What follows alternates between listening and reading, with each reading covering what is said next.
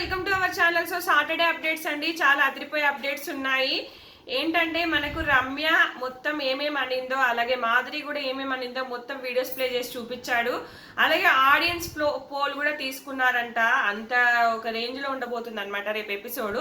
So ఈ రోజే ఎందుకు జరిగిందంటే రేపు జరిగేది, రేపు మనకి ఈవినింగ్ అప్డేట్స్ వచ్చేది.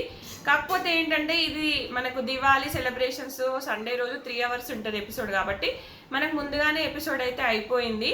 సో మనకి కళ్యాణ్కి కన్ఫెషన్ రూమ్ లోకి పిలిచి మరీ వీడియోస్ ప్లే చేసి చూపించాడంట నాగ్ సారు.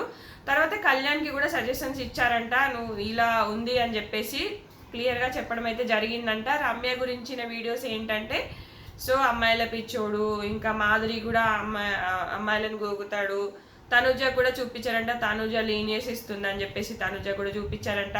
అలాగే ఆడియన్స్ పోల్ కూడా తీసుకున్నారంట. ఆడియన్స్ పోల్లో 80% రమ్య మాధురిది తప్పన్నట్టుగా చెప్పారంట. సో ఇలా అన్నమాట ఈ వీడియోస్ ప్లే చేయడం వల్ల ఇంకా ఏంటంటే గేమ్ అనేది మారబోతుంది. ఆల్రెడీ కళ్యాణ్ మారాడు, పులిహోర కలపడం మారాడు, కానీ కొంచెం ఉంది, ఇంకా తనుజకి వెళ్తున్నాడు, ఇంకా ఉంది. సో ఇంకా మొత్తం వెళ్తుందేమో అనిపిస్తుంది నాకు.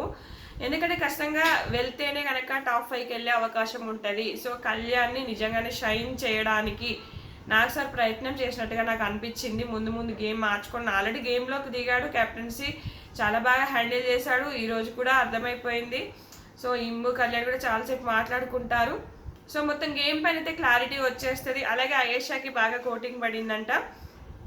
అయేషాకి ఏంటంటే, నువ్వు సెల్ఫ్ హార్మ్ చేసుకున్నావు, అయిపోగానే ఎందుకు అంత కొట్టుకుంటున్నావు, అది కరెక్ట్ కాదు కదా అని చెప్పేసి అయేషాకి కూడా స్ట్రిక్ట్గా వార్నింగ్ ఇచ్చాడంట. అలాగే మాధురికి ఎందుకంత ఆ టోన్ ఏంటి, అంత గట్టిగా అరవడం ఏంటి అనేది అది కూడా బాగా తిట్టాడంట.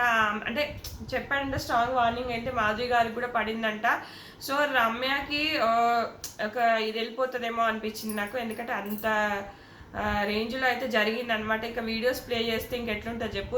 వీళ్ళ రియాక్షన్స్ ముందు ఎలా ఉంటాయంటే, కళ్యాణ్ తనుజ ఖచ్చితంగా రమ్యని మాధురిని నామినేషన్లో పెట్టేస్తారు. మరి మనకి నామినేషన్ ప్రాసెస్ ఎలా ఉంటుందో కానీ ఒక్కొక్కరు ఇద్దరిని చేయమంటే మాత్రం పక్కా వాళ్లకు నామినేట్ చేసే అవకాశం ఉంటుంది. రమ్య కూడా అవాయిడ్ చేస్తూనే ఉంది కళ్యాణ్ని, ఇంకా కళ్యాణ్తో మాట్లాడటం కానీ విసుక్కోవడము అదేమి చేస్తూనే ఉంది అనమాట. అంటే మంచిగా పలకరించి కూడా మాట్లాడడానికి రెడీగా ఉండట్లేదు అనమాట ఆమె. అది ఒక ఏంటంటే, వీళ్ళు బిగ్ బాస్కి వచ్చే ముందు ఎపిసోడ్స్ చూడకుండా జస్ట్ రీల్స్, మీమ్స్, ట్రోల్స్ ఇవి చూసి వచ్చారనమాట.